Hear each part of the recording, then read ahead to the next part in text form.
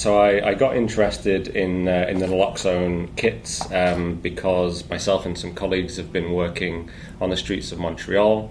We noticed that there was an issue with people overusing opioids, and I found out about Naloxone and how the antidote works and how it can potentially save a life. So I decided I wanted to pass on this information to my colleagues, and from there it's just ballooned out, and lots of people want the training and lots of people are asking questions. So the kit contains a few things. It contains 2 doses of naloxone. So they come in these little vials which has 1 milliliter in each vial. 2 retractable syringes, so these are nice because it's safety. Many people feel intimidated by syringes.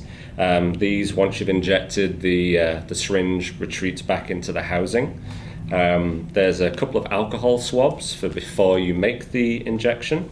You also get a couple of rubber gloves. Or a couple of pairs of rubber gloves. That's important as well.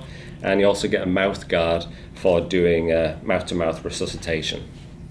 Plus, you also get a little kit or a little piece of paper that reminds you of the steps to take when you are administering the medication. It can be often difficult to find out that or to know that someone is overdosing as opposed to just comatose from some other alcohol or something. So that's the first thing to know. It's kind of difficult.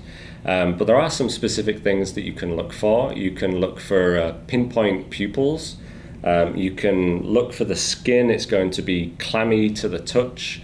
The respiratory system is going to be depressed, so they're going to be potentially not breathing at all or breathing very, very poorly.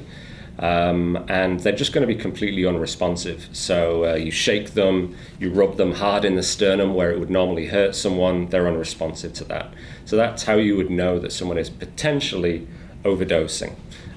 Before I go on to how we would administer it, it's important to know that naloxone is effectively inert in someone that doesn't have opiates in the system. So if someone is overdosing or you're not sure if they're overdosing, if you inject this into someone, for example, if I was to inject it in myself right now, it would have no effect because I have no opiates in my system. So it does not hurt if you find someone in distress like that to administer the medication.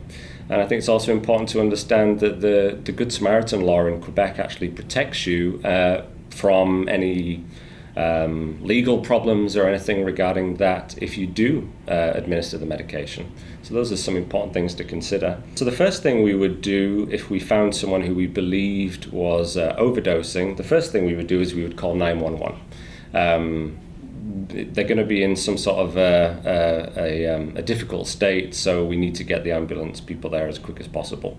After that, a nice way to remember what we need to do is save me. So basically, S stands for stimulate the individual. So we want to shake them. We want to rub them on the sternum, see if we can wake them up, see if they're responsive.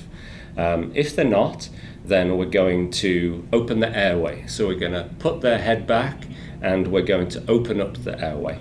Then we're going to ventilate. So in that case, we would put the mask over the individual's face and we would ventilate 1 breath every 5 seconds.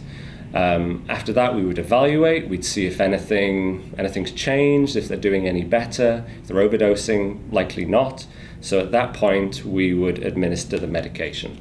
The medication is as simple as administering as taking one of the vials, cracking it open, putting the solution in the syringe, and then injecting the medication into a muscular area of the body. So typically the shoulder, the thigh, or the buttocks. So these are 3 good places to put it.